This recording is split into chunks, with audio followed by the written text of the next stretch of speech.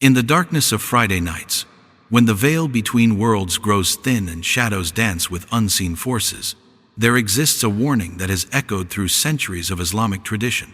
A warning whispered by mothers to their children, shared between neighbors, and passed down through generations of believers who understand that some knowledge comes not from books but from the profound wisdom of our ancestors who walked before us.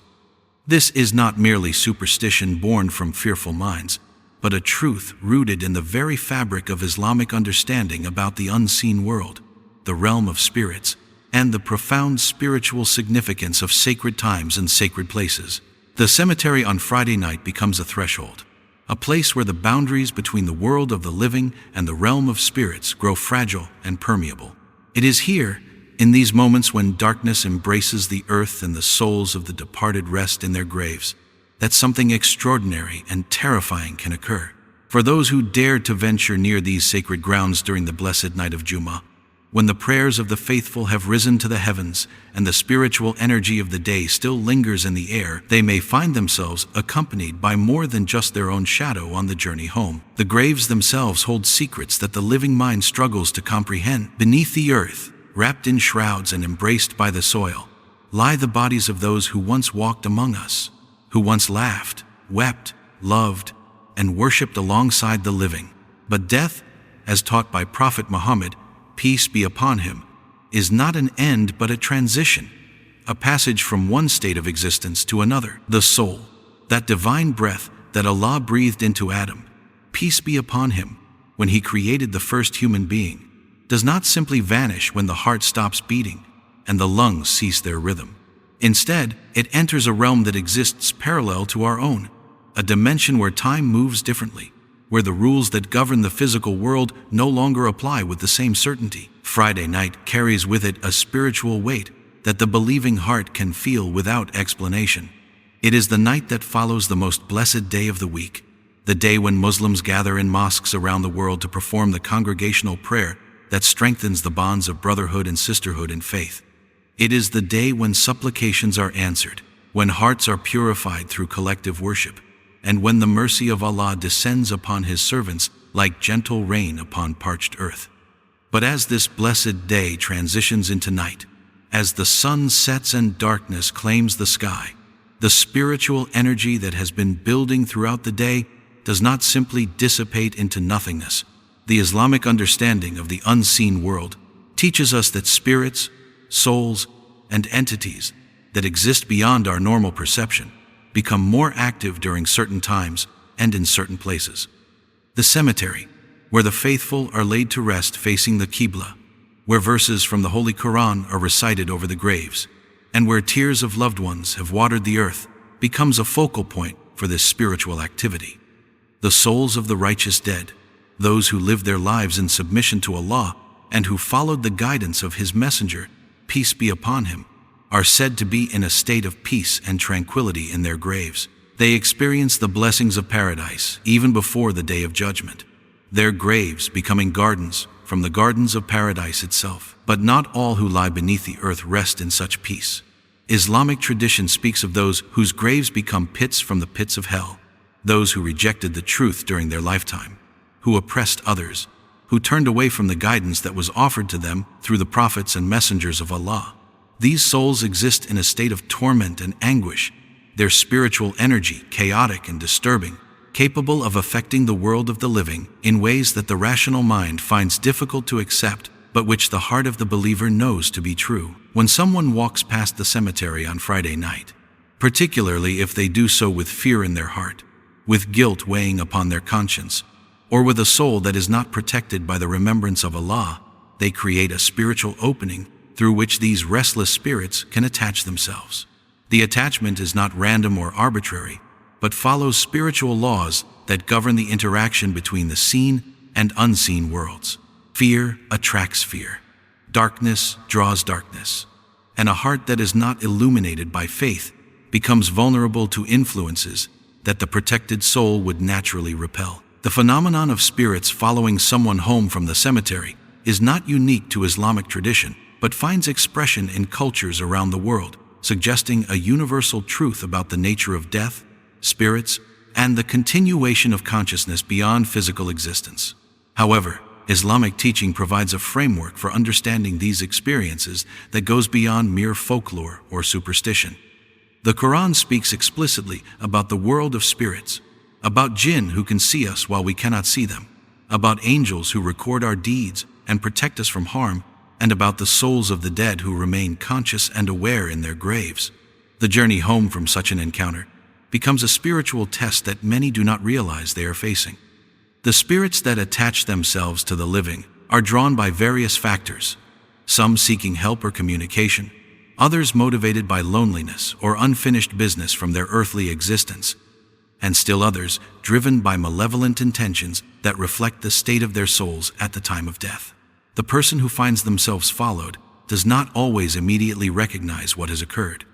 The signs may be subtle at first, a feeling of being watched, shadows that seem to move independently of any light source, unexplained sounds in the home, or a general sense of unease that settles over their daily life like a heavy blanket. As days pass, the presence of these spiritual attachments often becomes more pronounced. Nightmares filled with visions of graves and deceased individuals may plague the sleep of the affected person. Cold spots may appear in their home without any logical explanation. Areas where the temperature drops noticeably and where a sense of dread seems to concentrate. Electronic devices may malfunction in inexplicable ways. Lights flickering on and off, televisions changing channels by themselves, or phones ringing with no one on the other end. These are not merely coincidences or technical problems, but manifestations of spiritual entities trying to make their presence known or to communicate with the world of the living. The Islamic response to such situations is not one of helplessness or despair, but of powerful spiritual intervention rooted in the teachings of Prophet Muhammad, peace be upon him, and the revealed guidance of the Holy Quran.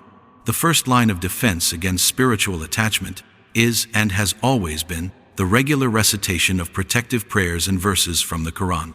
Ayat al-Kursi, the throne verse, which speaks of Allah's sovereignty over all creation and His protection of believers, creates a spiritual barrier that malevolent entities cannot penetrate. The last two chapters of the Quran, known as the Mu'awwidat, specifically seek Allah's protection from the evil of unseen creatures and harmful influences. But protection begins even before one encounters such situations.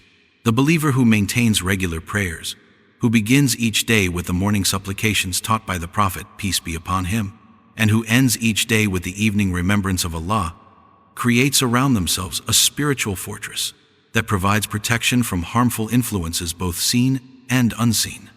The person who walks with consciousness of Allah, whose tongue is moist with His remembrance, and whose heart is illuminated by faith, naturally repels negative spiritual entities, just as light dispels darkness. The Friday night itself holds special significance in this context, because it represents the transition from the most blessed day of the week into the realm of night, when the spiritual world becomes more active and accessible.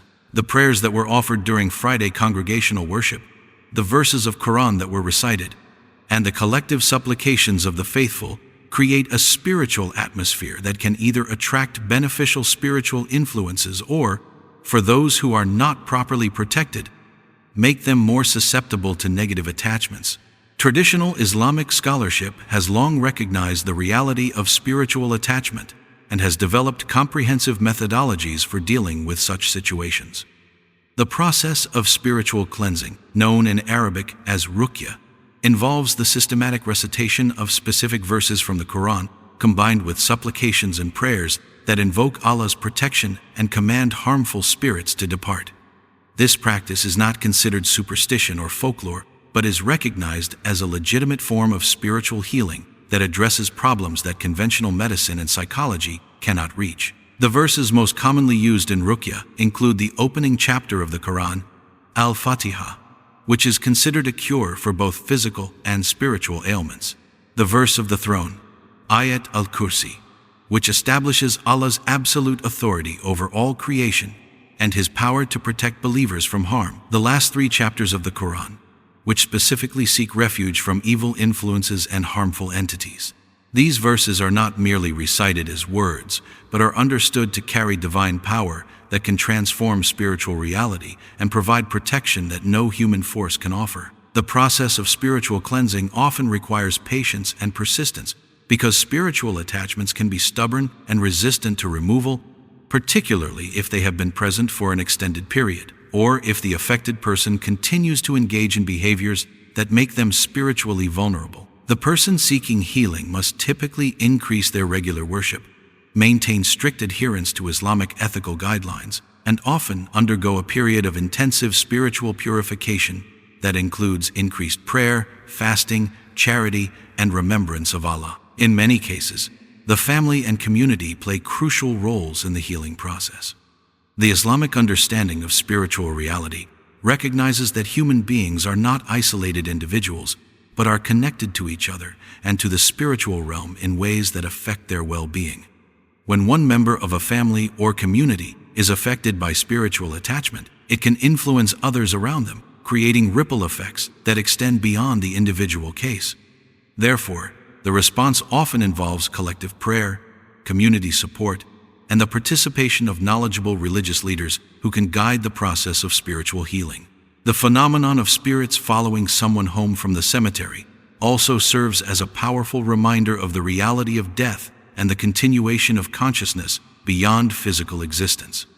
In a world that often denies or ignores the spiritual dimensions of human experience, such encounters force individuals to confront fundamental questions about the nature of life, death, and what lies beyond the grave. They serve as wake-up calls that remind the living of their own mortality and the importance of preparing for the transition from this world to the next. Islamic teaching emphasizes that death is not an enemy to be feared, but a reality to be prepared for through righteous living, regular worship, and consciousness of Allah in all aspects of life. The believer who lives with awareness of death, who regularly contemplates the temporary nature of worldly existence, and who strives to purify their soul in preparation for the hereafter, approaches death with peace and confidence, rather than fear and regret. Such a person, even in death, becomes a source of blessing rather than disturbance, their spiritual presence bringing comfort rather than fear to those who encounter it. The warning not to pass by the cemetery on Friday night is therefore not merely about avoiding inconvenience or supernatural harassment, but about recognizing the profound spiritual realities that govern human existence. It acknowledges that the world contains dimensions beyond what the physical senses can perceive, that death is a transition rather than an ending, and that the spiritual state of individuals both in life and after death has real consequences that extend beyond their physical existence. For those who find themselves in situations where they suspect spiritual attachment, the Islamic response is clear and practical. Immediate increase in the remembrance of Allah, regular recitation of protective prayers, and seeking help from knowledgeable religious authorities who can provide guidance and perform spiritual cleansing when necessary. The affected person should also examine their spiritual life, identifying areas where they may be spiritually vulnerable, and taking steps to strengthen their connection with Allah through increased worship, charitable giving, and righteous behavior. The experience, while frightening and disruptive, can ultimately become a catalyst for spiritual growth and increased consciousness of Allah. Many individuals who have faced such challenges report that the experience led them to deepen their Islamic practice, to develop a more profound appreciation for the protection that faith provides, and to cultivate a stronger relationship with Allah that serves them well throughout their lives. The cemetery itself, in Islamic understanding, is not a place to be feared but a place of reflection and remembrance. The Prophet, peace be upon him, encouraged believers to visit graves because such visits remind the living of death and the hereafter, encouraging them to live righteous lives and to prepare for their own eventual transition from this world to the next. However, such visits should be conducted with proper spiritual preparation, with hearts filled with the remembrance of Allah, and with the intention of benefiting spiritually from the encounter with death, rather than simply satisfying curiosity or seeking supernatural experiences. The timing of such visits is also significant. While Friday night may present particular spiritual challenges for the unprepared, visiting graves during daylight hours, particularly after offering prayers and reciting protective supplications, can be spiritually beneficial and safe. The key is approaching such places with the proper spiritual attitude, with consciousness of Allah, and with respect for both the living and the dead. Understanding these spiritual realities also provides insight into the broader Islamic worldview that recognizes the interconnectedness of all creation and the constant presence of spiritual forces that influence human experience. The believer lives with awareness that they are surrounded by angels who record their deeds, by beneficial spirits who may offer assistance and protection, and by harmful entities who seek to lead them astray or cause them harm. This awareness leads to a lifestyle characterized by constant remembrance of Allah, regular seeking of His protection, and careful attention to spiritual hygiene through worship, prayer, and righteous behavior. The phenomenon of spirits following someone home from the cemetery on Friday night serves as a microcosm of the larger spiritual battle that characterizes human existence according to Islamic teaching. Every individual faces constant choices between actions that bring them closer to Allah and behaviors that distance them from divine protection and guidance. The consequences of these choices extend beyond the immediate moment and can affect not only the individual, but also their family, community, and even their experience after death. In conclusion, the warning about Friday night cemetery visits represents ancient wisdom that acknowledges the complex spiritual realities governing human existence. It reminds believers of the importance of spiritual preparation, the reality of life after death, and the need for constant protection through remembrance of Allah and adherence to Islamic guidance.